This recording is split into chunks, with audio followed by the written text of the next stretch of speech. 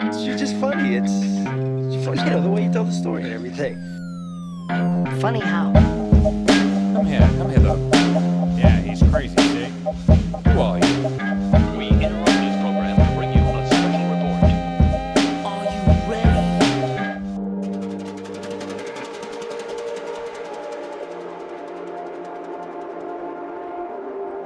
So 3, 2, 1. Ladies and gentlemen, thanks for tuning in to another episode of the Berardo podcast. I am joined here with the founders of the VoLo Foundation, Ms. Thais Lopez and David Vogel. So what's up, guys? Hi, Tony. How you doing? Very good. Long time no see. Jinx Poke. We're very happy to be here. Thanks No, for inviting us. get out of here. Thanks for coming out. Appreciate you guys. Now, are you guys, so since you're not in Orlando now, you're in Jupiter, did you guys end up coming up today, or did you spend the night last night, or?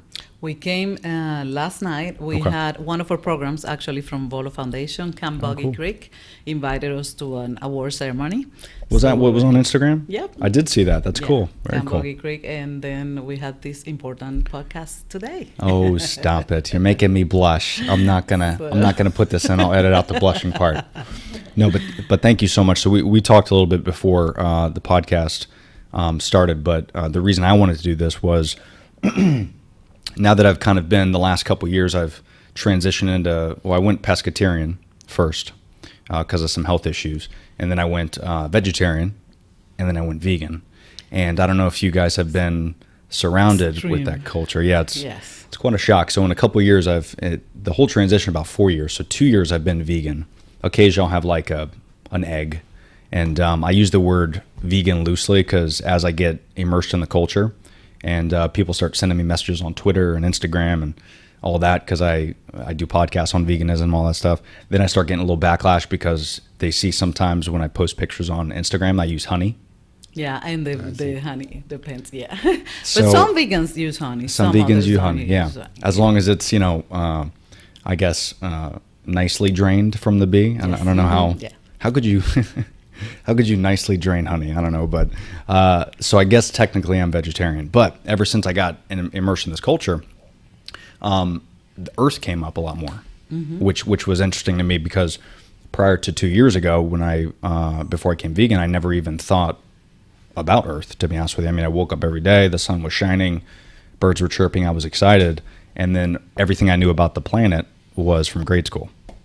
So that was it. You don't really see as many videos of Earth as you do the Kardashians, Yes. right? So You won't. so that was kind of my challenge. So then, through Facebook, good old Mark Zuckerberg did it again and helped us out by reconnecting. And turns out you guys started this foundation, and we haven't probably seen each other in I don't even know how long, maybe 10 years. 10 years. It's been a while. So, so it's been great. And then it turns out you guys started this foundation. I'm like, wait a minute, this is awesome. So this will give me a good chance to kind of educate myself. And I went on the website, so much information. If you know nothing about climate change or literally any type of planet information, that website is very well done. So whoever does that does a Thank good you, job, thank because you. I definitely learned a lot. And then, of course, I went to the videos and I saw some of David's interviews. And the next time you're in Hawaii and need to do an interview, feel free to just give me a call and we'll make And that fly happen. him there. Just fly me there. Yeah, we'll remember that. Exactly. Okay, cool. No private jet. I'm coach. I'm very easy. But that was great. So I appreciate the time. So let's talk about VoLo before we kind of get into a few things I want to ask you guys. So how did this come about? Because I know prior to, you have sales experience. I know you've been a scientist for how many years? I've been a data scientist for my entire career. Okay. Wow. That's- Great. So what kind of brought the VoLo Foundation thing to fruition? Well, Thais and I were looking for a way to give back to community, to society, and so we founded the VoLo Foundation in 2014, Wow. and we very quickly figured out that climate change was the most pressing issue of our time, and we thought we could leverage the data science background to present the information in a way that would help bring about change. Yeah, absolutely.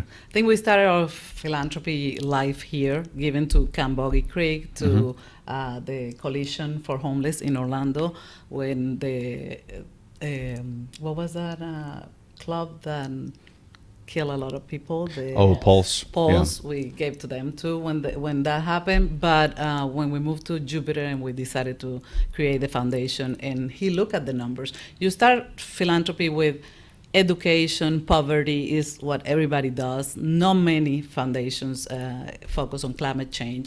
And Right. Dave is a numbers person. He graduated in MIT. I'm an attorney.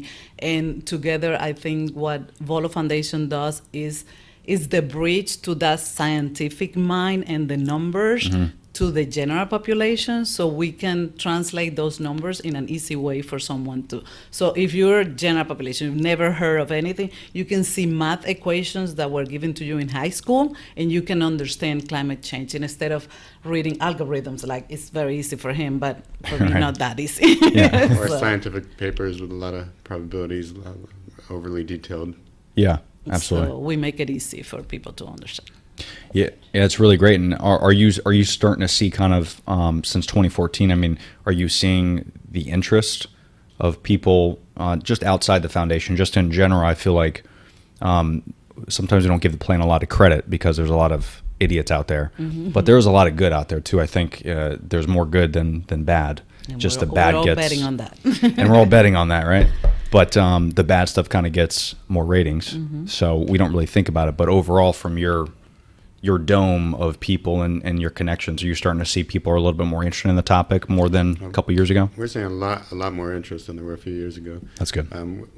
We certainly can't take all the credit, Right. because there's a lot of other organizations also doing great work in this area. Absolutely. And also we've seen some of the severe effects of climate change in the last few years, and we'll get to some of that in this podcast. Yeah, especially Absolutely. in Florida. Florida has 8 out of the 10 metropolitan areas more affected by climate change in the whole United States. So I think Florida is especially waking up to what's going on Right. and what are we going to do about it. And why is that? Why is it Florida in particular? Maybe certain states in particular, just because of the coastal That's one. region? Or? Yeah, the rising water level definitely affects us, being so coastal, and hurricanes. Hurricanes are very sensitive to a few degrees of warming, and I have specific data on that. And historically, at least 25% of all national damages are Florida-based from hurricanes. Yeah, and I think I might have saw some of that. I don't know. Did you send any of that with us or no? Can you pull up that email? Because I think what was the temperature of the water? I remember reading that. So to summarize, hurricanes can't exist in under 80-degree water. That's Okay. why we have hurricane season and the rest of the year. So when water's under 80 degrees, hurricanes just weaken and die out. Whereas when you have 81 and 82-degree water, that you can see an association between that and Category 1 and 2 storms.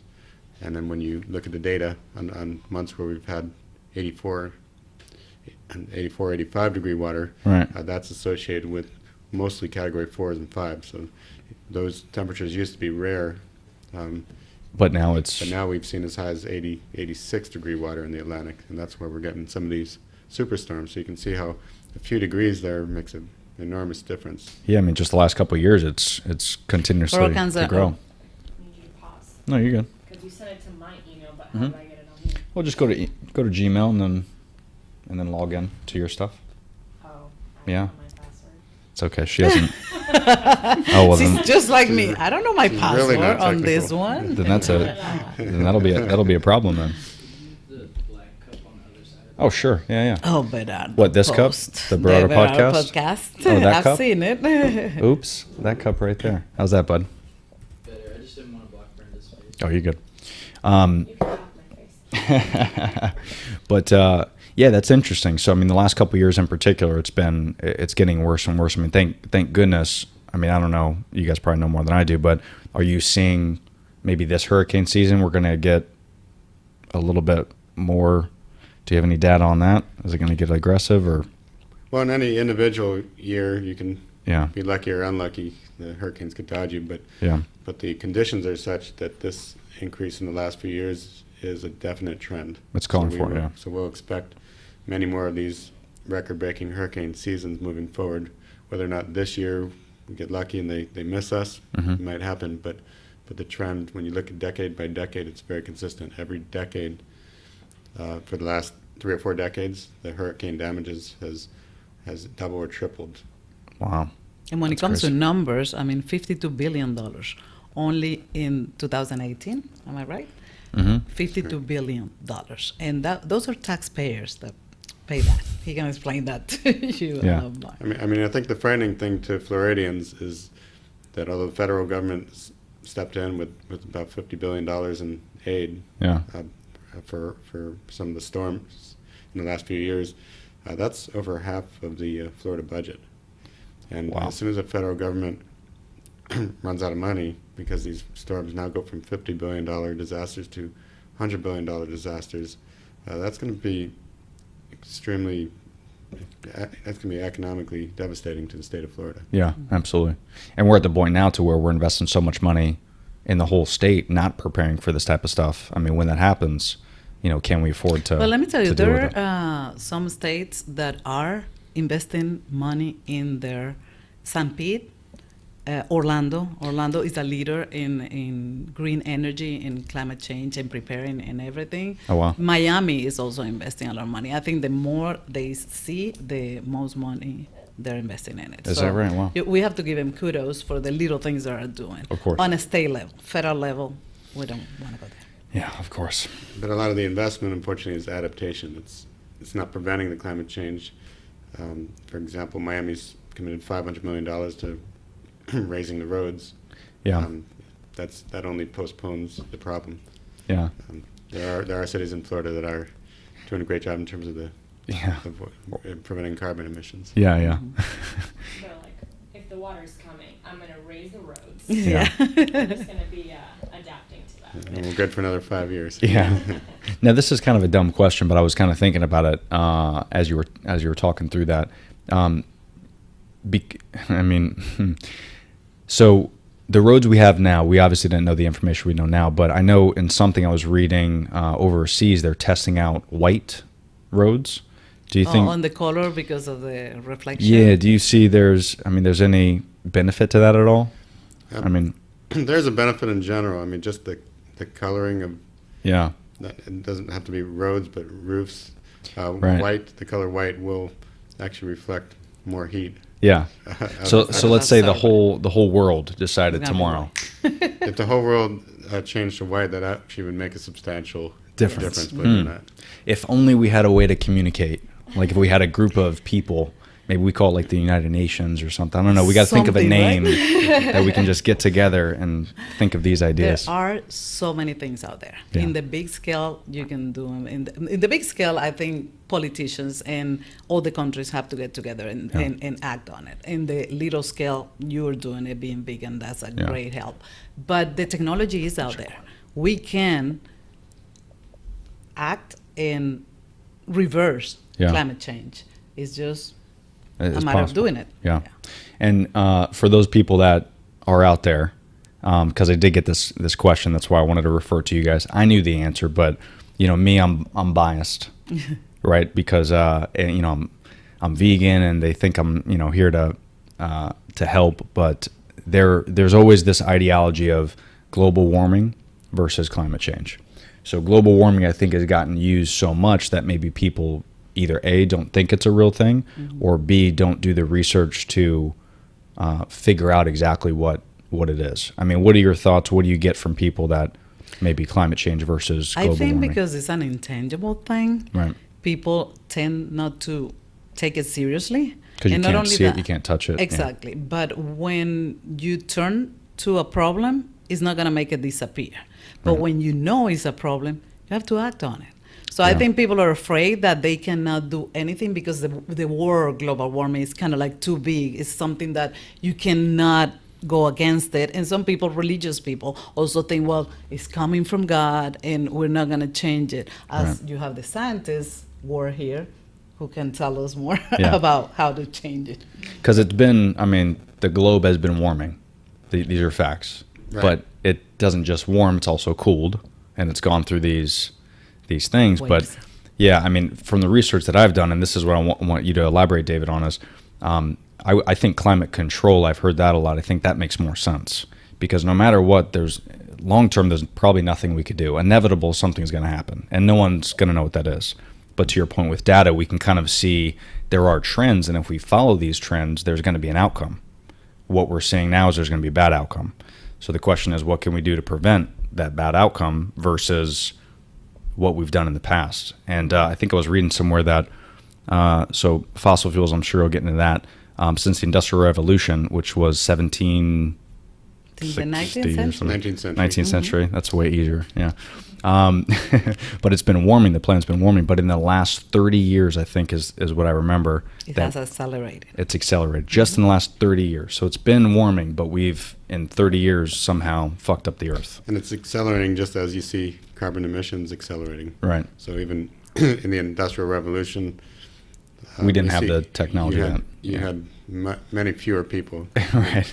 And many fewer people on the planet, and Yeah. a small percentage That we're actually, that actually burning fossil fuels. So the amount of emissions has just gone up exponentially. Population has been increasing. yeah. Energy usage, industrialization has been increasing. And Yeah. you see the same curve in terms of warming. It matches up with the fossil fuel emissions. Yeah, absolutely. Now, what is the biggest? Because we talk about greenhouse effect. People hear that all the time. So I know it's carbon dioxide, and then what else is getting? Methane, Methane. HFCs, hydrofluorocarbons. There are a They lot of have- them, but not to. We don't want to make it overcomplicated. I mean, it's really 80%, or historically, Dioxide. naturally, it's been 80% carbon dioxide. Yeah. So there are other greenhouse gases, but we've known since the 19th century, in early 19th century, when physicists did experiments that carbon dioxide warms, and Yeah. it's why the Earth and the Moon are different temperatures. And it goes like 200 years ago when the people will ask why the Earth and the Moon are the same distance from the Sun, but the Earth is minus 3 degrees Fahrenheit, and the Moon is minus 3 degrees Fahrenheit, and the Earth is 60 degrees Fahrenheit.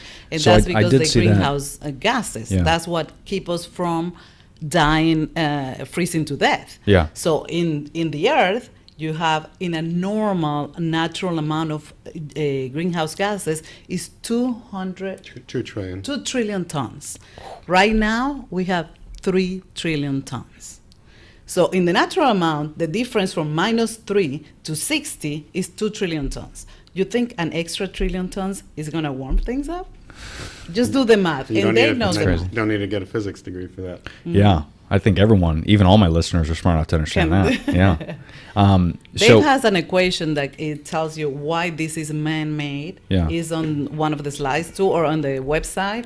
But you we send- have the sun and the moon slide too, which Yeah, 'cause I tells rem- you exactly. I remember seeing that research. That was really interesting. Was that one? This one? There's 3 of them, the slide deck, climate correction award. Just the one. The sun and the moon. There is a sun and the moon, and I think it's maybe this one. Here, click that. The slide deck one, maybe. Let's see. There's one that shows a bunch of wavy lines. That one has the man-made part. okay, yeah, go down. You have them on the Yeah, left. keep going. It's Keep not- going down. Down. It's not in any of these. That one, the sun and the moon. Number 6, it looks like. Number 6. Yeah. The man-made one will be number 5, I believe. Oh, okay. So when Just I'm, wait for this great But Wi-Fi. you start with 6 and then go to Yeah, 5. the Wi-Fi slow, so much. when I'm on the sun and the Um, moon, that's a good so, one. so these are 4 key ones in the science. As we're talking, Mhm. the number 6 is kind of the first one. Shows the Earth and the Moon. What I was talking about and the distance Right. from the sun, and then the number 7. Number 5 is probably next. It's an accounting of the carbon dioxide. Shows, without a doubt, it's man-made. Then skipping sometimes we show number 8, which shows how we know how much more warming there is. And then Yeah, and if then- if you watch this on YouTube, guys, I'll make sure I edit this in, Okay. so you could see this. But let's start. Would you rather start with slide 5 or No, 6? Is this no, good? I'd say Okay. the order is 6, 5, 8, 7. Excellent. So yeah, so walk us through what we're seeing here, David. So this is what you guys were talking about, where the moon and the Earth. Which, keep in mind, this was my point. I had no idea about that, and again, I'm sure I was taught it in 5th grade. happen. But again, we don't get this education, especially these millennials nowadays. So yeah, walk us through what this is. All right, so basically they're both 92 million miles from the sun, the Earth and the moon. We're getting the same intensity of sunlight. Mm-hmm. The main difference being that the Earth has carbon dioxide to absorb a lot of the heat.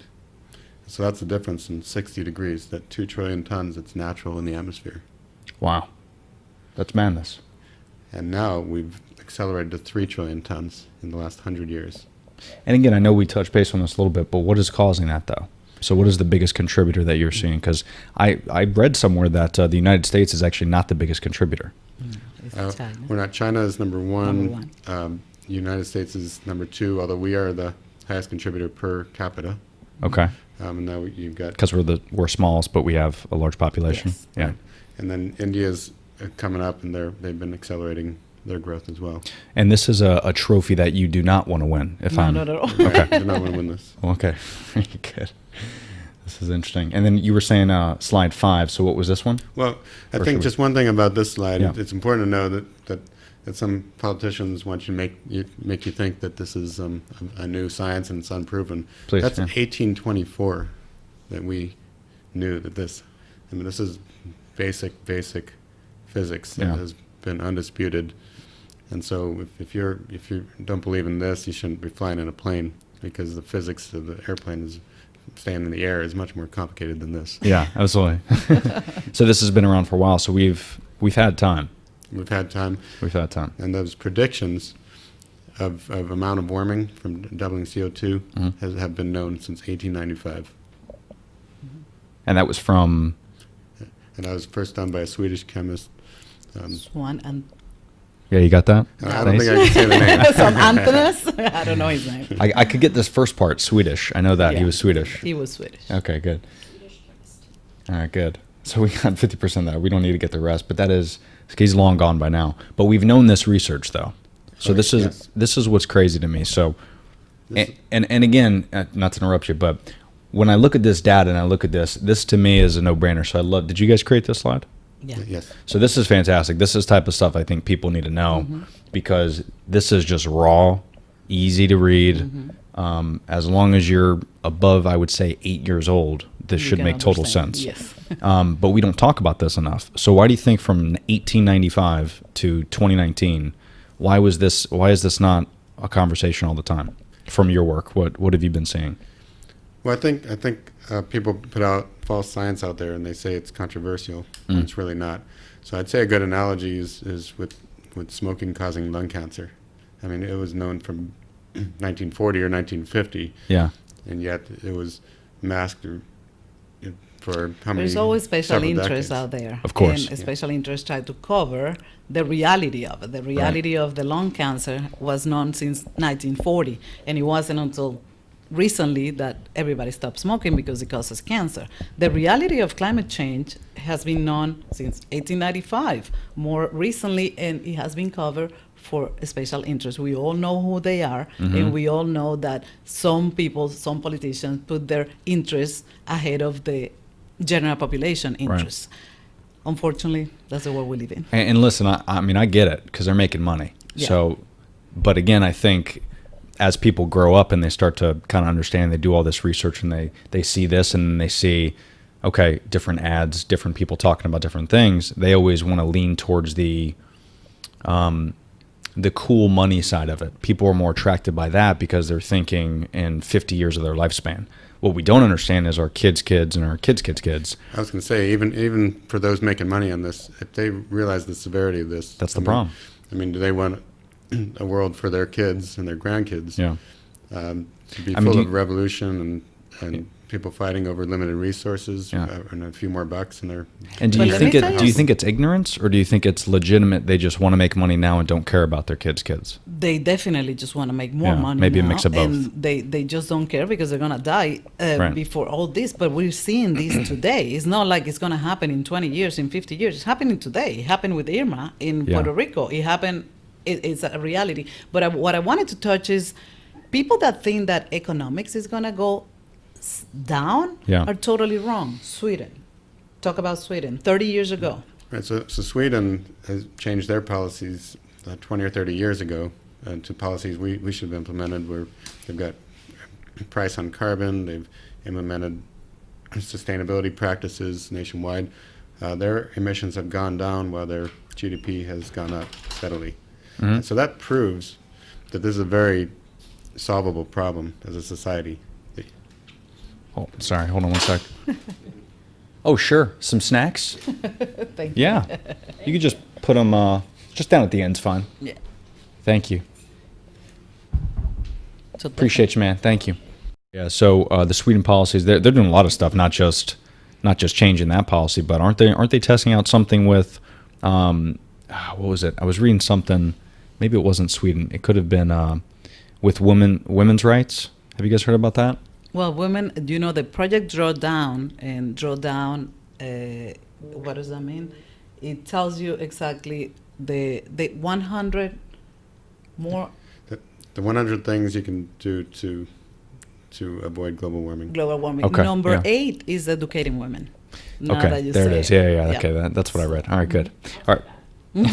As you said. But yeah, as you were saying. Yeah, excuse me. Sweden. So Sweden is one of a few countries that have proven that you can actually reduce emissions while growing your economy. So they've grown at an incredible percentage, at an incredible rate during the 25 years they've had carbon policies while emissions have gone down. So this notion that we can't afford to Do it. to implement these policies. I mean, these are things that create jobs and stimulate the economy. It's a no-brainer. Absolutely. But again, like we were talking about earlier, it's probably just if it's very similar to the stuff that I've seen. Is that me? Is that your phone, Thais? How dare you, young lady? How well, I dare have you? kids, you know, a lot of them. I have 6, so They are important. Yeah. No. yeah. Yeah. But it's very similar to where they talk about AI technology, not to go off, on a separate topic, but AI versus when they get rid of truck drivers. There's that big debate of truck drivers losing their jobs to automated trucks. But people get weirded out about that stuff because the truck drivers losing their job. What are they going to do? Well, there's other stuff to do. So like Sweden has found a way to create new jobs revolving around climate Clean change. energy and Clean solar energy and- Plenty of solar panels need to be.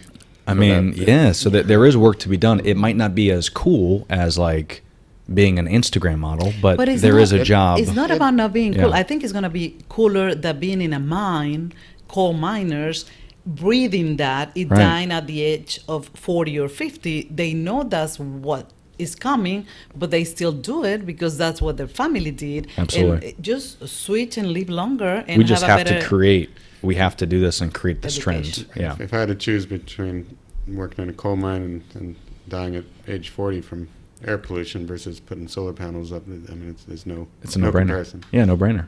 And not only that, but no matter what we do, if we don't do something like this, I mean, who knows? Again, like we talked about, how's the Earth going to look overall? So we have to kind of start getting to this route. So, but that's very interesting. I didn't know that about Sweden, so I'm going to check out more of that. And so when did they start implementing? 20 years ago. I believe it was 25 years ago when they started the carbon tax, and the policies have just accumulated over that period. Wow. So at least we have some good data and it actually supports it. Yes. So. That's right. I read something about like getting tax breaks if you got like solar panels or something like that. I didn't really read into it. It was just kind of like a caption. If people got solar panels, that they would get like I don't know. Some type of tax break? You do get rebates. You do. We just bought in North Carolina, thinking of climate change and the mountain, and we are building a solar farm, and you get a tax break. Oh, for that. cool. Mhm. That's good. So there are some, but it's not quite enough to move the needle. It's not a profitable thing. We're doing it for the environment. Right. But once the policy is such that it's profitable, then not That'll only make more sense. we'll have a solar farm, but our 5 neighbors will have solar farms too, because they'll actually be able to make money off of it. Right.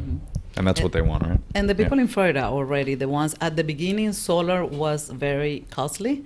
Now there is payment plans, and when they see the saving in the long run, a lot of people are doing it down in Florida, down in Miami, at least, and South Florida.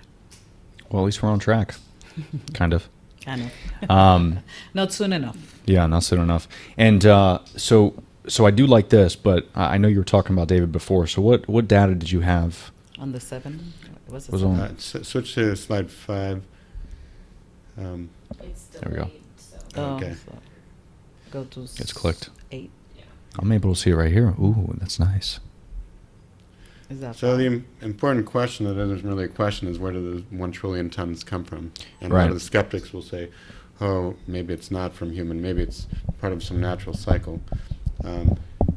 First, it's important to understand Mhm. that never in the Earth's history has it changed, it fluctuated that quickly. A natural change in say even 500 billion tons might happen over 1,000 years. Whereas Wow. in the last 100 we've had 1 trillion tons. But if that still isn't convincing, you can actually do some basic arithmetic and add up the numbers published by the energy industry. The BP energy report, it's publicly available. You have it. Anybody can search it. If you don't want to believe anything from environmentalists, just look at the amount of coal consumed a year. That's 5.5 billion tons. Wow. When you actually that actually accounts for, when you actually multiply that over all the years we've been doing fossil fuels, that's half of the trillion molecules, or sorry, half of the trillion tons right there. Same with oil. We go through 35 billion barrels of oil a year. The weight of a barrel of oil we know is 275 pounds. You multiply that out and you can account for the other half of the trillion tons. So with basic arithmetic, you can show, that this 1 trillion tons is in 100% man-made. Yeah, Here absolutely. we account for every single molecule. That's crazy. Yeah, because a lot of people say that, this is good data for people to understand. Oh, but even if we weren't on Earth, this was still going to happen. Because you hear that argument all the time. But this is legit data. It shows what caused this. Right, and it's not even numbers put out by environmental organizations. These are numbers published by the energy industry. Yeah, They're the very ones public. that want you to The ones that think don't that- want you to that this change is- to clean energy. Yeah. So, It's in their best interest not to share this exactly. data. But they know that we're so But they- ignorant that even when we see it, we're like, whatever, no big deal. We'll continue to drive Jeeps. And so when you see a lot of the fossil fuels and stuff like that, so what is the biggest contributor? I know it's kind of tough to tell, but just in your research, are you seeing, is it more vehicles? Is it factories? Is it a combination of everything? There's a distribution. I guess half of all fossil fuel emissions you can see from this in the world is from coal still, even though that's not the highest percentage in the United States. Right. That's just in China in the or... world. Right. Oh, Within a barrel of oil, the refining process splits it up into various jet fuel, gasoline. The gasoline, some of it's, about half of it, I believe, is used by industry for transporting goods. The Right. other half just by you and I driving our car around. Which those automated trucks we were talking about, if they're electric, that would That's help why a little we bit. drive a Tesla. Yeah. And that's assuming, I'm looking to upgrade here in a couple months. So and that's You cleaner. can start with a hybrid. that's right. And those electric vehicles are only cleaner if the source of the electricity is renewable. So Makes that's a sense. big if. We still have the vast majority of our electricity generation coming from fossil fuels. Wow. Yeah. And again, that's factories, right? Is that a big contributor, you think? Factory, yes, Yeah. absolutely. Industry, just consumption at home. Yeah.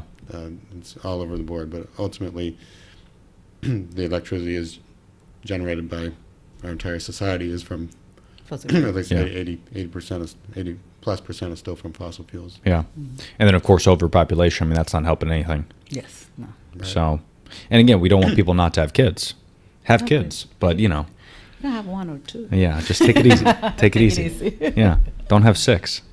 That has nothing to do. You can still have sex.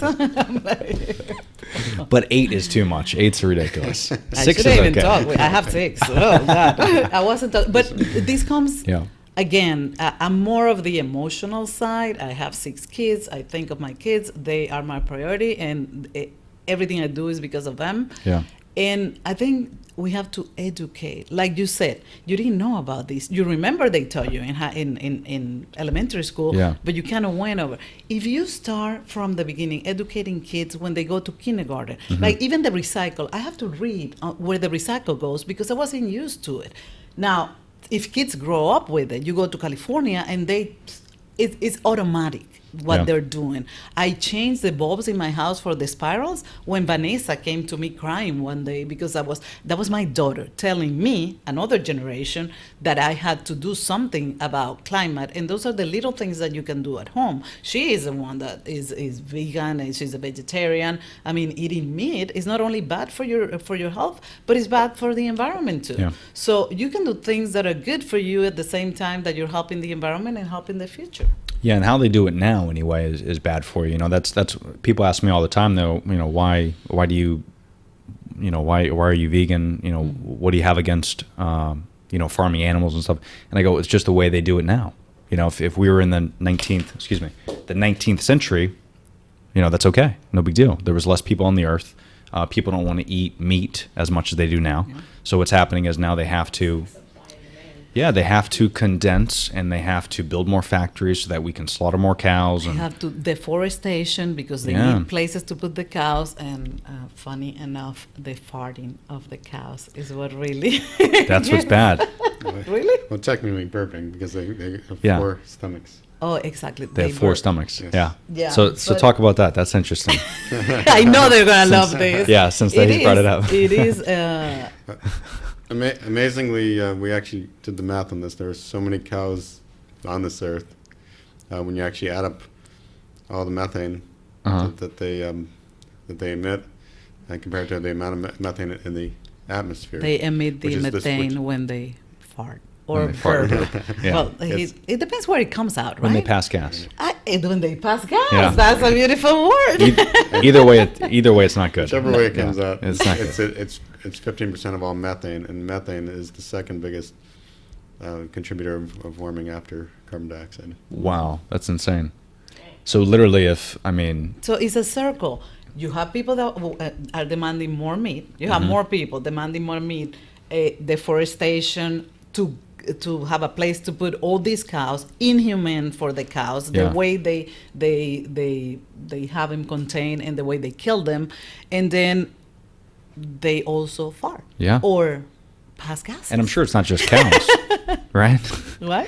I'm sure it's not just cows. Well, it's funny. I mean, just in general, farming and creating more factories and all that. Obviously, cows are and passing gas is a big It's a issue. big But one. if you can just eat a little less meat, Yeah, like I That's say, I'm not probably key. asking people to be vegan. No, I mean, that would be yeah. extreme when you are a meat eater. yeah, Once a week, twice a week. Yeah. If everybody on Earth will cut their eating habits for meat to 1 or 2, we'll be doing a lot for and I've said this before. Being a vegan sucks.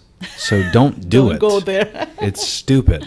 I have to do it, or else I wouldn't do it. Yeah. You know, I used to bring chicken and brown rice and big Oh my Tupperwares God, and yes. eat 2 chicken breasts. Like, I'm okay with the slaughter of animals. I'm okay with it until it starts affecting the earth. Now we have to start educating ourselves. I think we've lived so long of just waking up in the morning, having eggs, having sausage, and not really thinking anything of it. But now we're so smart.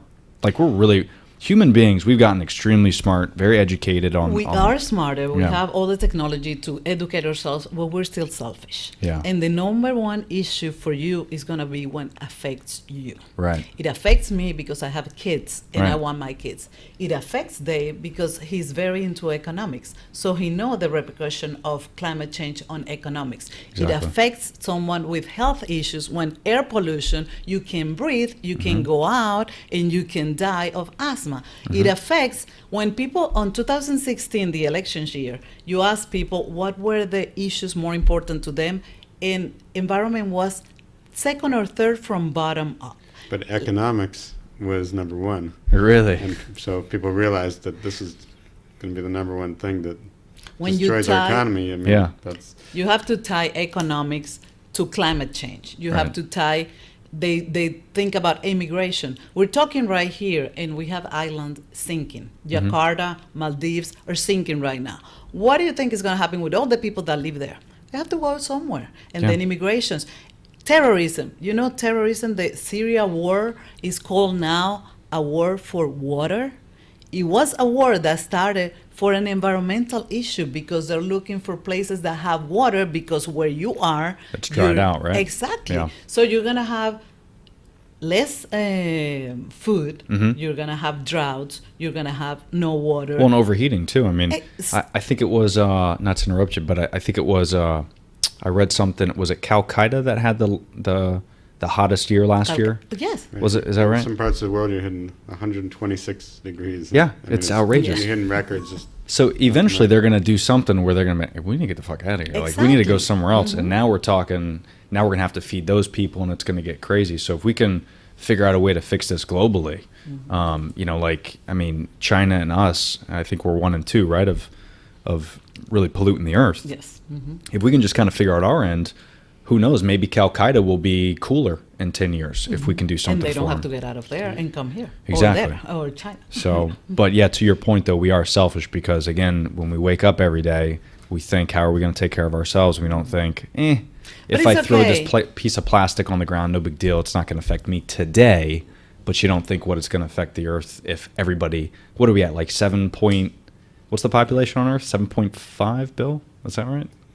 That's a lot. No, my math. Yeah. You're the math person. Yeah, what's the math? it's over 7 billion. It's over 7 bill. That's insane, man. That's a lot of people. And what are we at in the U.S.? Do you guys know that? We're at 400 million. We're not even scratching the surface. You see? That's crazy. So we really have to, because we have the power to do a lot to help out, not just our country, but you know, the earth as well. And I'm starting to see it, especially being on the coast, and you guys are probably too, being in Jupiter, but we're starting to see a lot where they're banning, and we'll talk about this too, but they're starting to ban straws. Straws, the plastic. Yeah, the plastic, which is great. And I always kind of had this argument with friends because I stopped drinking out of straws like maybe 5 years ago, like before I even thought of anything of it. I just wasn't a fan of it because people don't understand this when like unless it's wrapped, like if you go to a bar and they grab the straw, they grab it with their hands and they put it in your drink. It's disgusting. So I stopped doing I that. just drink like this. I mean, I don't need I a. like a straw just because I will spill it on myself. So Yeah, it's she is easier, messy. And then with the lipstick, it always gets all over the glass. My Yeah. thing is, like Starbucks right now, they're trying to put paper straws. First of all, it starts tasting like the paper, and then it starts getting really soggy, but the whole cup is plastic. Yeah. Yeah, exactly. Yeah. So I much. don't understand why the paper straw is making a difference when now you're putting a plastic lid and Yeah, a and the full cup. plastic, Like yeah. the venti cup's this big. That's a lot of plastic. Yeah. The straw isn't. I mean, just get rid of the straws altogether and just. Yeah, and some Give me people a don't want to. Some people don't want to, you know, drink out of this because they're afraid of germs, so they want to use the straw. But if the germs are in the cup, Exactly. They're still. Gonna either way, you're drinking in a straw. Yeah. Just you're still getting the germs. So the germs are. But it's a everywhere. good Relax. start. I mean, I It's a good love start. all the countries that are banning the Yeah. straws. I love everybody trying to do a little bit. I think we need something at a bigger scale. Yeah. I think the carbon tax, talking to your politicians and your representatives and making sure that they are addressing the issue. I would think that any candidate for the next elections that is not talking about climate change, is not thinking about the economy of the country, is not thinking about the future of the country. Yeah. So I would put, and they listen to the people that are going to vote for them. So if you ask for them to address those issues, that's going to happen. So we have to do it Yeah. if we want them to do something about it. And that all starts with the education too. You gotta educate yourself and want to care about it too. That's the big thing. So I know we talked a little bit about this before, but I did want to bring it up because as soon as I mentioned it, you got passionate about it. So, but I do. I am. I'm the emotional Latino here, you know. That's okay. I get excited. I married one, unfortunately. Well, fortunately. Hey, Dave says the same, and I always tell him, if you want the emotion somewhere else, you have to take it everywhere else. But what do you think about in terms of over in the Amazon, right? We talked about the Brazilian president right now. So deforestation is obviously a huge issue because trees, protect me if I'm wrong, but they protect us from carbon dioxide, right? So the more trees we chop down, literally the less oxygen we're going to have. Right. And the process of burning trees puts all that stored carbon dioxide that they Right That up they top. absorb. over 100 years Yeah. back up in the atmosphere. Yeah, but they have to burn it down because they need to make way for the next Disney World or whatever they're trying to do, right? Or more farms or More something industry, more. Yeah. You were talking factories, and yeah. Residential. like that. Yeah, Will have to or want to, like you mentioned. Yeah. People are more about today. ambition than doing what's best for the planet.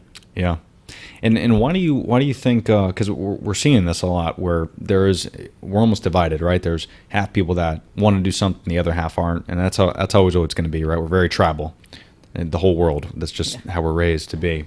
But what do you think is the fascination of getting away from Earth? I noticed there's a lot of passion around that. Unless they're you're flat Earth believers out there. So if you are, you're listening to the wrong podcast because you're an idiot. But if there's such this fascination of people wanting to leave Earth and go find civilization somewhere else or make civilization somewhere else, and that to me is always funny because I even have buddies who are like, yeah, I can't wait, man, it's gonna be awesome if we could in our lifetime. Could you imagine if we leave this planet and go to another planet? I'm just like, dude, we're screwing up this planet. Why are We don't want to screw up two planets. Yeah. That's madness. So what do you think is the fascination of people wanting to just abandon this planet? You think is there some hidden group that they think we're screwed and there's no turning back and they just want to get out of here? Like what's the fascination there? I think it's a fantasy. I think it's a convenient Yeah. way to think Just rather you than said Yeah. earlier, it just sounds cool, so people want to do it. You said right. Yeah, they've seen too many Bruce Willis movies and they just want to get out. Star Wars. Star Wars, yeah. Well, hopefully he's going to stop making those, and maybe the next generation will forget. But yeah, everyone thinks it's cool in space. Like Elon Musk is a great example. I think the guy's a genius, and what he's been able to do is fantastic. He's over in California building the what was he called, the tram, the underground train. What do they call it? The Hyperloop or something like that? Right, the Hyperloop. Is that the Hyperloop? Yeah. So he's doing that and he's going to space. Like, this guy's a genius. And Tesla, like, I got buddies that have Teslas and they're fantastic. But why is it that he wants to spend so much money going to space versus maybe spending money, or anybody really, spending money privatizing, fixing global change? Because we have the money. I mean, Disney World gave tons of money to Notre Dame. So the money, Definitely. the money's there. Is there? Yeah. yeah. Why not put $5 million into climate correction? I think because it just sounds exciting. It's an Yeah. exciting thing to do, go into space, whereas it's hard to make exciting when you're preventing something. Yeah. So climate change, dealing with that is about prevention.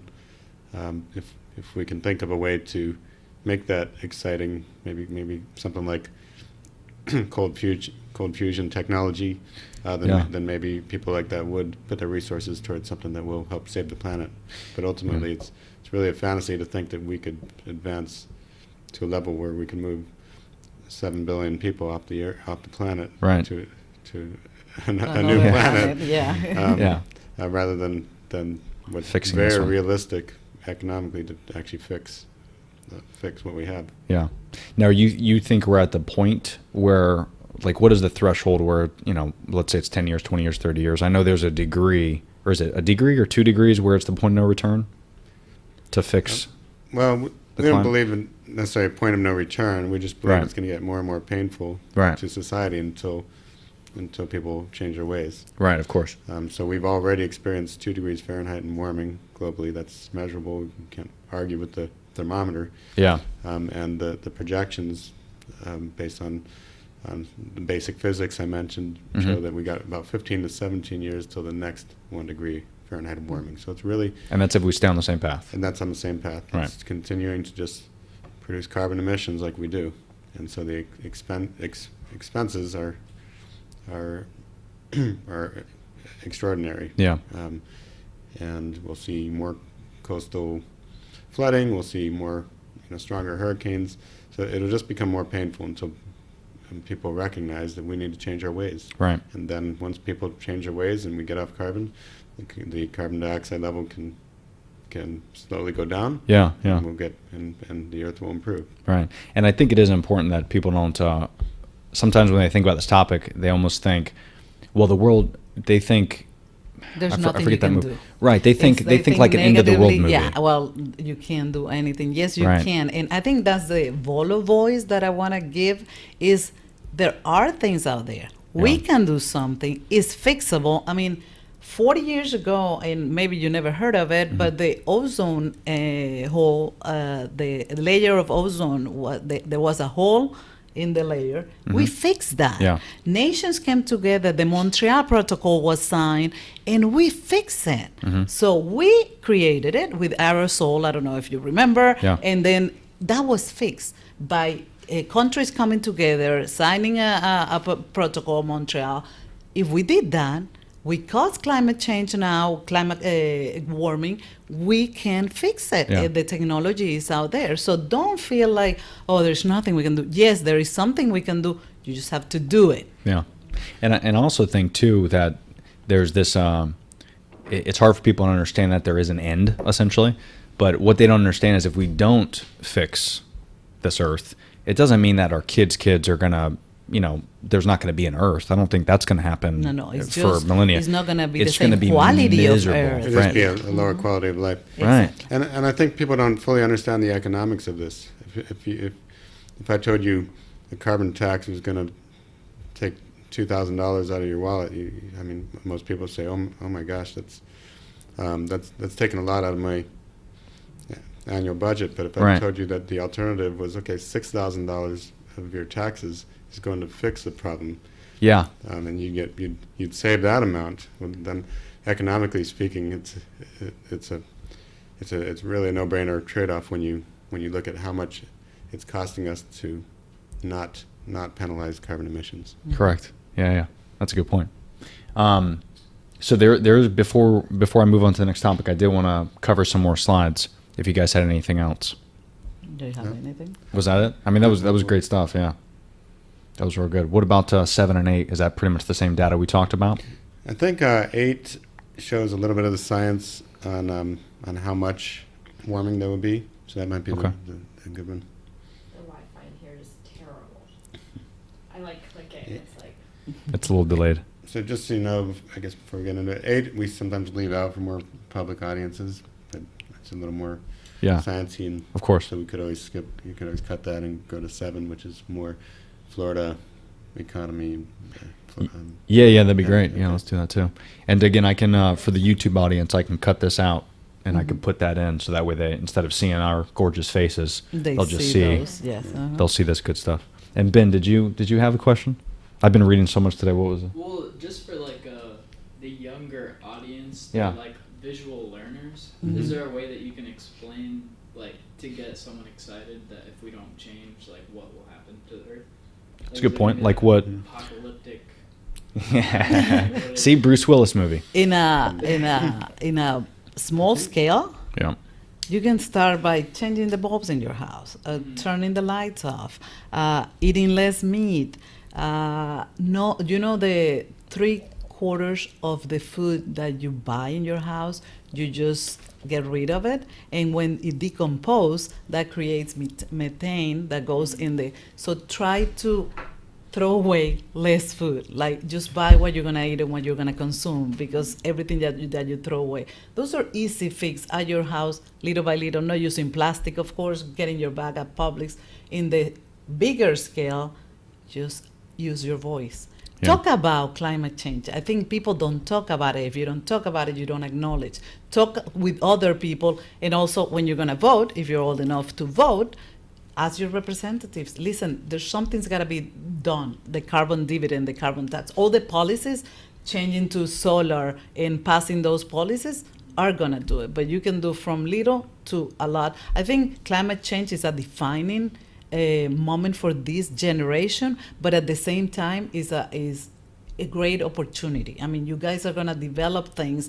You guys are the ones that are gonna solve these problems. So take the opportunity, work on it, do investigations. We have the Vista Award that we're gonna give it out at Climate Correction, that we came up with an award for students in any Florida university. Oh, and cool. it's $10,000 for the university for their project, in order to any sustainability project that is gonna change or solve climate change. Yeah, and I think if Ben, probably to answer your question a little bit more, I think if we're seeing it right now, like the result of not doing these things. So, the education you're giving out, which is great, and then education that other people are giving out, which is also great too. But if we don't implement it, we're going to end up, if you think about this, to where, what was it, maybe 50 or 60 or 70 years ago, where we had 0 natural disasters. Yes. To now we're getting not just hurricanes, because that's massive but you talk about the California floods, or excuse me, the wildfires. But now it's raining more, which means there's going to be more trees, which means there's going to be more fires because it's so dry. So there's just this massive cycle that we could easily fix a lot of these issues. But if we don't do something quick, I think, Ben, to answer your question, is in 50 years it's going to get worse. There might be less in 20 you years. just said it, in 17 years you're going to have an extra degree on. Yeah, so if we don't do something. It's not that far. Well, people have to recognize that even what we've seen in the last 3 years getting worse, it's not a fluctuation. It's going to go back down. This Right. is a trend, so it's already gotten worse. Yeah, absolutely. And it's here to stay. More natural and more frequent. Yeah. And they're And going we to don't stay even- longer. Like the rain. I mean, when the atmosphere is hotter, the clouds hold more moisture, which rains, and that's what's causing floods, even in places that you don't have to be in the coast. You can be in the middle of United States, and the floods are crazy. The rains are longer. Yeah. A lot of patterns in the weather that you never saw before. Oh, it's snowing in Hawaii. It's hailing here in Florida. Yeah. Things that you didn't see before that are happening is because of that. Well, and sea levels too. I mean, obviously the polar ice caps. I mean, that's a big point too, right? Where if the Earth gets warmer, everywhere there's ice that's The on the Earth is Antarctic. going to melt in the Antarctic, so that's going to raise the sea level. I think I read something where, I don't know if you know the numbers on this, on the amount of feet, to kind of put it in perspective. Right, I believe it's 60 or 80 meters. It's aggressive. So Imagine it's that if incredible. you live- And the reality, history shows us that 50 million years ago, long before man, Right. the carbon dioxide content was actually that high. Yeah. And the water was that high. Yeah, yeah. So it actually happened. It's not. Yeah. It's not just a It's like, projection. it's like someone trying to argue that we weren't one continent at one point. Exactly. Right. No, this was one thing, and then it shifted. Separate. These are facts. This is science driven. So Fossil records show us where the water level was. yeah, exactly. Yeah. And what are your, not to get off topic here, but what are your now that we're on that topic, what's kind of your opinion on and I know we're getting out of the weeds here. That's what I do best. No. But in terms of like meteors, I mean, do you think that has anything to do with what we're doing in the atmosphere? Or is that just up in space and it's out of our control? Because I noticed that there was something. What was it in Siberia? There was an explosion over the. I think it was Siberia. There was I've a heard meteor about the explosion. meteors, Yeah. but I don't know. Well, I'd say it's a calculatable threat, but Yeah. not nearly it's not as imminent as this. I mean, Right. We have had in our tens of millions of years history, we have had a few catastrophic meteors hit. But if that's 1 in a million versus climate change, which is a guarantee, it's definitely happening and we're causing it. Right. I'd rather tackle the guaranteed problem. Exactly, and that's what I wanted to bring up, because everybody hears about that stuff, and it's all on the radio, and they're like, "Oh my God, we're gonna hit by a meteor." Okay, let's not worry about something that's out of our control. Let's worry about something that's in our control. Not only Which out is- of our control, but unlikely. Very unlikely, yeah. I mean, it's more likely that we're going to have a climate disaster because we've had 3 or 4 major. Right. It's 100% when you look at the data. Yeah, I mean, it's going to happen. Yeah, it has happened in the past, and that's the case. Okay, good. So what do we got here? So this is interesting. This is the CO2. And that gives an idea of how you can connect. Basically, through ice core samples, you can look at any period of time over the last million years and know what the carbon dioxide concentration was and what the temperature was of the region. And it's basically, that illustrates the point that a 91% correlation means that primarily the few things aside from carbon dioxide is what drives the Earth's temperature. Okay. So there's a few little bobbles there. We can get lucky and get a big volcanic eruption, can put enough enough dust in the atmosphere that will actually cool us for a few years temporarily, Mhm. and then it'll go back. But ultimately, the temperature hugs this line, and so that point on the right is actually where we are now. In The fact, red one, right? up The there. red dot, and we actually need to update this graph every few years because we're way over the 400 parts per million. Well over 400 parts per million in terms of carbon dioxide concentration. So we're at in tons, we haven't been at 3 trillion tons in the last million years through this Earth's history. Wow. And we can project about 6 degrees Fahrenheit of warming if our carbon level Continues, yeah. actually stayed even at the current level. So not even if it went up, if it just stays, And that's Just if it stays. stays. we got a problem. Yeah. That's right.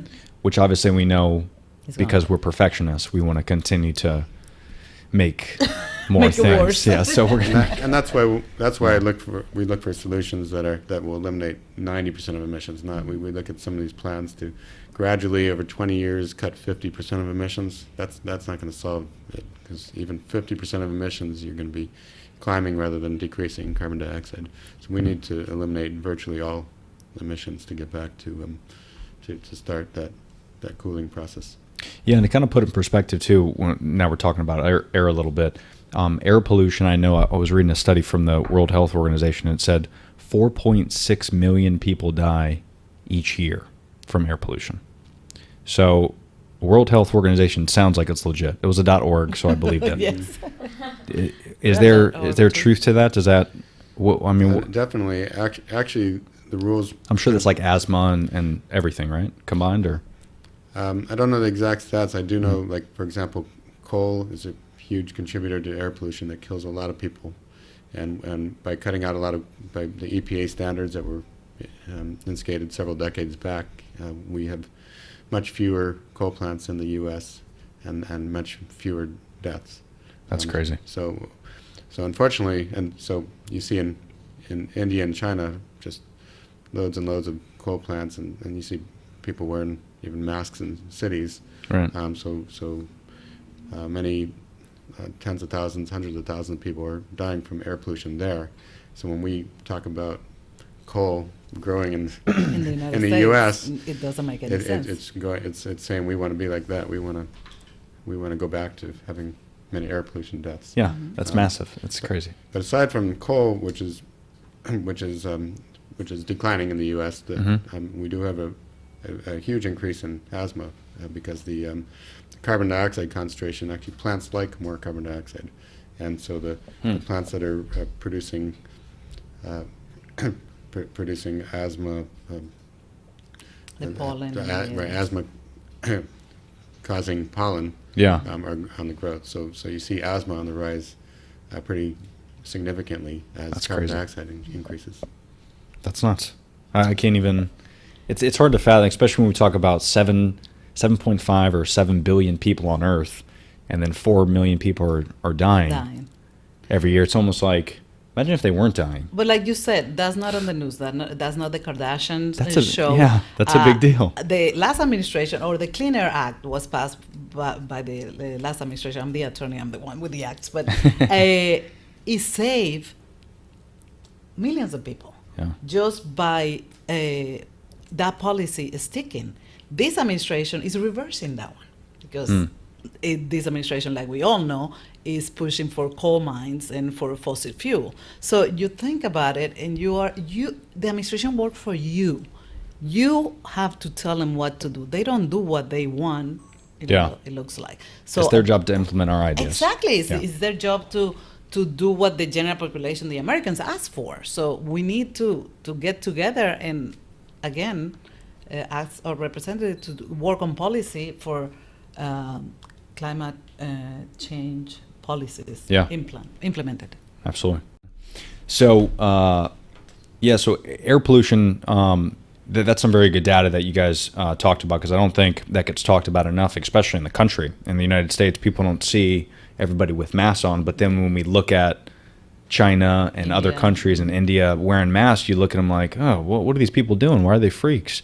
And then they come here and they wear masks, but then we don't think, wait a minute, they were contributors of polluting the atmosphere and the earth, but so are we.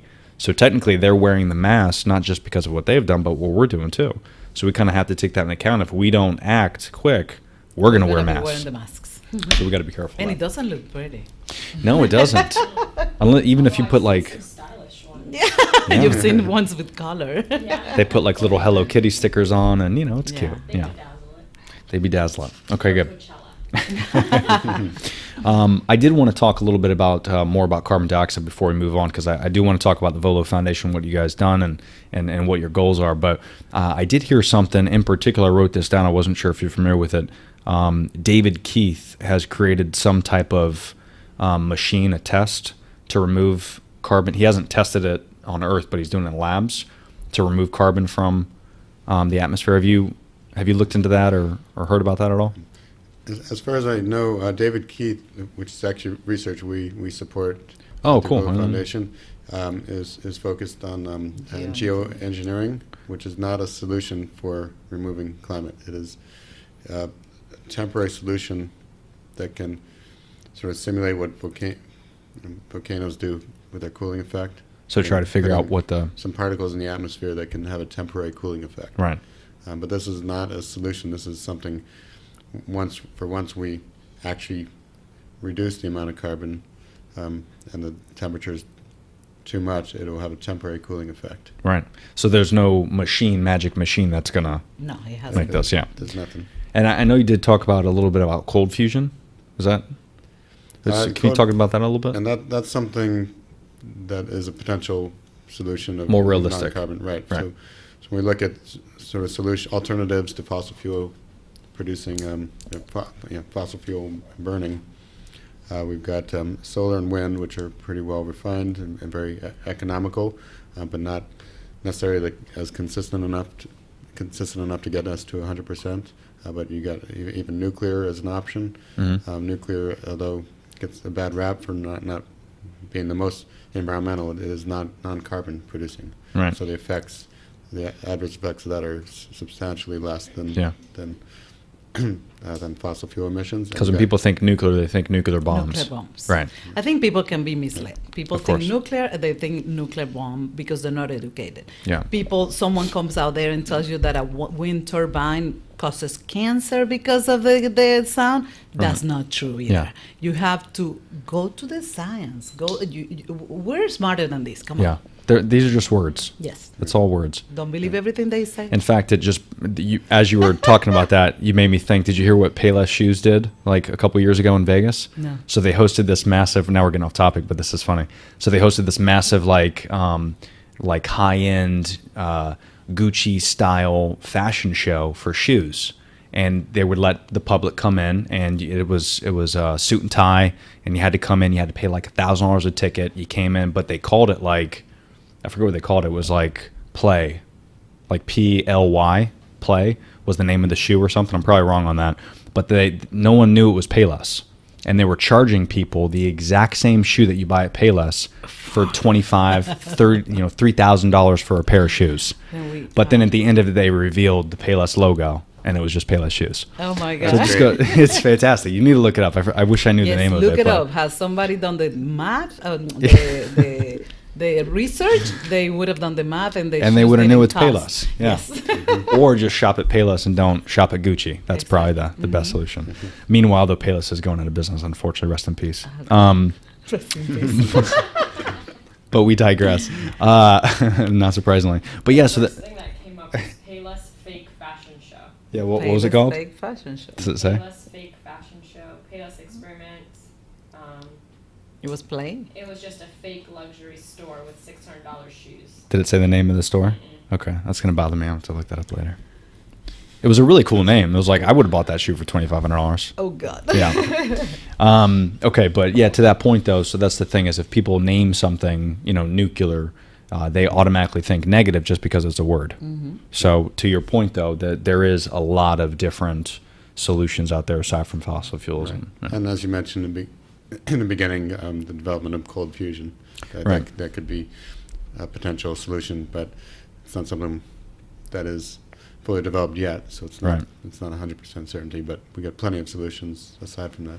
yeah, especially to prolong, right? To kind of cut it down and do what we can to to protect. That's right. Okay, good. Now, I do want to throw up this. I know you're going to give me a different graph here, but can you speak to this a little bit? The Right. slide that we're talking So we about? wanted to do something to present the more local effects. So this is very, so when we talk about hurricanes, Mhm. Florida gets the brunt of at least 25% of all nationwide damages from hurricanes. Right. We're just setting target right there. In the, Is that just because we're just sticking out? Well, yeah, you're just sticking out right It's just a there little. in the southern Atlantic. Yeah, so always protect yourself. So- That's right. And so looking at just what the data shows, you look at temperature versus hurricane frequency, and it's pretty much a straight line. And you can see from that graph that below 80-degree water, you pretty much have zero hurricanes. And as you increase the temperature, you get for every 1.5 degree of Fahrenheit of warming, you should expect one extra hurricane per year. Really? Wow. And that's not even considering the increase in intensity. Now, is that why they say hurricane season? Really, it's not season. It's just that's when the water's warmer. Exactly. Essentially. It's not, Okay. the hurricane doesn't decide, hey, let's come to. In Florida's nice. And It's like sitting. in It's the sitting. summer. It's pretty much the water's over 80 degrees, so Yeah. the hurricane can survive. It's like hanging out in the Atlantic in like April, and then it's like, it's not time yet. Let's wait until like Not June or sunny July. enough. Yeah. Okay. All right. That's So that's interesting. hurricane season. Basically, is 80-degree plus water, and So what we do, sorry to interrupt you, what we do throughout the year then, we could prevent that from heating up, essentially. right. Basically, we need by removing that we saw the connection between carbon dioxide and temperature. Mm-hmm. So we need to remove carbon dioxide to lower the temperature. It's Yeah. as simple as that. And I think that's what people don't put two and two together. It seems simple when you put it on paper, and the research that I've done just the last few months, it makes total sense to me. But when people think carbon dioxide, CO2, and they think air. They think, okay, that's it. Is it clear out? But Yeah, the we're good. ocean absorbs. But the ocean absorbs what's in the air, Exactly. right? So, Yep. and I mean, hell, you could probably ask, and I hate to say this, but you could probably ask 100 people how rain is made, and they don't know. and people don't know. I would say, I think 80%'s, let's give people the benefit of the doubt. 60% of people probably won't know. The other day say, and I mean, he's like 23, 24, and he goes, yeah, it's going to rain, so it'll wash my car. And I was like, Wait a minute. okay. The clouds don't filter the water. I don't know if anybody knows. Okay. If you think that's the way it's going to work, go for it. Might be a little dirty. So I think that's an important point to know, as people need to know that what we put in the air is not just going to affect the air. Yeah. It's going to affect water. It's going to affect. Now we're talking about hurricanes, the ocean, and all Right. that The stuff. air's warmer, the water will be warmer. Yeah, it's pretty simple. Yep. That's going to be the title of the podcast, I think. The 'Cause air that's- is warm. Is warm. The water's warm. That's The it. That water's should be the warm. simple. There you go. Yeah. Okay. Good. All right. Good. So sorry to interrupt. Go ahead. Continue. And so basically, you have, like I mentioned, just a few degrees makes a difference between category 1 or 2 storm all the way up to a category 4 or 5. Wow. That's Just 1 or 2 degrees. Well, I'd say 80. When you look at the data, 81 and 82 degree water is associated with 1s and 2s, Wow. and 84 and 85 degree water is associated with category 4s and 5s. So just that 3 degrees there, and we're 2/3 away there. Yeah. To make most of the hurricanes go from low categories to high categories. That's and, wicked. and that's the difference between a $1 billion disaster and a $50 billion disaster. Oh yeah. Well, especially in Florida or the I islands. saw it last year. Category 2 and 3 ended up in 5 when it hit here. Yeah. So And the other thing I think people don't recognize is, although what's terrifying about hurricanes is the winds, most of the damage is actually done by the flooding. Right. yeah. So actually, in terms of dollars of damage, economic effects, it's really the flooding, and just a basic physics fact is that for every degree warmer the air is, there's actually 6% more water in the air. That's just And that basic. just So it's brings it gonna back to rain. it being Right. tangible. Exactly. Like, Right. they see that the wind rips the roof off, but they don't really see. The aftermath. Yeah. Yeah. Right. That's crazy. And so the other thing that people should be aware of is the graph shown here shows that the insurance companies are paying less and less of the damages because they're getting smarter. They're not going to insure something that's becoming a certainty. Yeah. Pretty much all and- of Florida is a flood zone now. Right. So if you live in Florida, your insurance is naturally going to be higher. Right. Yeah. Or they just won't cover hurricanes. Or they won't cover, yeah. And you see from the graph here over the last few decades, the percentage paid by taxpayers increased from 30 to 50%. So we as taxpayers are paying those damages. That's crazy. So our money's already getting sucked up into climate change. Yeah. Even if we think it's maybe someone personally listening to this hasn't been hit by a hurricane or might feel pretty safe. I mean, but at the very least, taxpayer dollars are being it's going pulled to into it. this more and more. Well, and we're starting to see now it's not just Florida. You know, before we were like the redheaded stepchild, where people made fun of us. You know, if you live in Florida, it's almost like when you live in Chicago, it's going to be windy. Yes. Like that's kind of people think Chicago, they think windy, they think hurricanes, they think Florida. But what they don't understand is, just in the last 5 years, now hurricanes are going to New Jersey. Yeah. What? New York. New York. Yep. You know, North Carolina. I mean, New Orleans. I mean, forget about it. It's not just the whole coast. Now it's going all the way up, and they're unpredictable. And people need to start understanding it's not a hurricane doesn't mean Florida. Hurricane means if it's around the ocean and it's affecting the ocean, it's going to create a hurricane. So we need to educate ourselves on how to prevent that type of stuff. So, and that kind of leads me to obviously the VoLo Foundation. You know, you guys have been working tirelessly for the last couple of years, and I follow you guys on all channels, and it's great information. you. No, thank you. It's really helped me out. Hopefully, people do the due diligence and educate themselves. But what is the goal moving forward for you guys? What do you guys have anything planned next few weeks, next I few think years? at the beginning of this year, our strategy was mostly 2019, 2020, create awareness. We have already, like I told you, we have some articles in the Tampa Bay News, in Miami Herald, Sentinel, a couple interviews when he was a speaker in Miami for Clio convention, and we're trying to spread the word. I think awareness is necessary for action, so spread the word.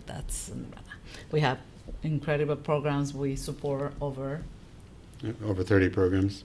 Oh wow! Yeah. and About 50% of our funding is on climate mitigation, like avoiding climate change, and that the awareness is part of that. Yeah. And the other 50% are more on humanitarian and some climate change adaptation. But really, in terms of our energies and the message we're putting out, it's to avoid climate change, and we're really laser focused at this point in time on educating the state of Florida. Yeah. Because we as Floridians are taking a disproportionate hit compared to the rest of the country. So we want to make sure Floridians know that this is hitting our economy extremely hard, and make sure that we're sticking up for ourselves in terms of that it doesn't matter whether you're Republican or a Democrat, you are getting affected by climate change no Right. matter what. So we're not telling you what to do, who to vote. Just ask your representative to talk about climate Yeah. change and to address that issue. And it's okay that we can. It'd be great if we lived in a world where blue, red, if disagree on 1,000 things, but agree on one thing. Exactly. And that's that this. would be great. It's just so funny how it's. I don't know. It's outside looking in. You just kind of look at this thing like, how is this not possible that you can disagree on taxes and economic growth and equality? Disagree on all that stuff. That's okay. But let's agree on one thing, and that is, if we don't have a good Earth, Yeah. people can't live. It's a fact. So that's great that you guys are educating people. And I think I know we talked about this, but you have the climate correction coming up again. You had one last year. Climate And- Correction Conference is going to be a yearly convention. It's already nationally recognized, and we love to have it in Orlando. Orlando was our home for the last 20 years. We just moved 3 years ago Right. to Jupiter, but still Florida, and in Orlando, all our kids were born in Orlando. Oh, that's great. So we have ties with Orlando and And where was it UCF. at? It was at UCF, right? It's UCF. It's going to be our home again October 3rd this year. Oh, wow. The tickets are already for early birds are already out there on Ooh. Eventbrite. And we just, I think our lemma with the climate correction is there is no more discussing or denying the existence of climate change. That is a fact. We're gonna focus on solutions.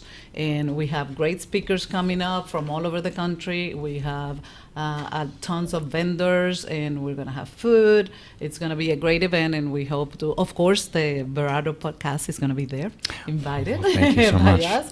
Very excited. Go ahead and look it up. We have a great video in there of how good it was last year, and it's going to be better every year. Absolutely. And for people that don't know, because I'm going to leave a link on the podcast and the YouTube channel where they can find it. Yes. But for people just listening, is it can they get on the website, or should they go straight to Eventbrite? They can go on the website, Okay. www.volofoundation.org, and they can go to the event Climate Correction and get it there, or just go to Eventbrite Climate Correction 2019. Is UCF. All the students, please come. We need, and we're gonna have the award, the Volo Vista Award there, where Oh, cool. one lucky winner is gonna get $10,000 for their project on Oh, the cool. science of climate change. Oh, that's great. Good. And for people that want to follow you guys personally, do you guys have Facebooks, Instagram? Does VoLo have an Instagram? VoLo Foundation. Okay. At VoLo Foundation. Very good. On Instagram, Facebook, we have the VoLo Foundation as well. Excellent. And we have Twitter, VoLo Foundation, so you can follow us all Good. in there. And it's super easy. VoLo Foundation, no excuses. I'll leave the link. So make sure you guys give them a like, subscribe to the YouTube channel. You'll see a couple interviews that David has done, and the recap video and some great information there. And the website, again, volofoundation.org. That's just a great VoLo website. Foundation is in English, Spanish, and French, as you all know. And I'm sure Oh, if that's you hear cool. my voice, you don't see my face, you still know that I'm not from the United States. We couldn't tell. We couldn't no, tell. right? No. But it's in Spanish, so all our Spanish speakers, listeners can go in there, and some French ones too. We have it in 3 languages. Oh, that's great. Very good. And, again, I want to leave it on this to where I was looking this up just for shits and gigs for myself. But Earth is something like, and we can ask Siri this if you want, but I think it's 4.5 billion years old. Does that sound accurate? Does that sound familiar? Siri. There's no data, so we won't put David on the spot. You got but me. You got me. What's that, See if Siri? Siri knows. Hey Siri, How old is the Earth? how old is the Earth?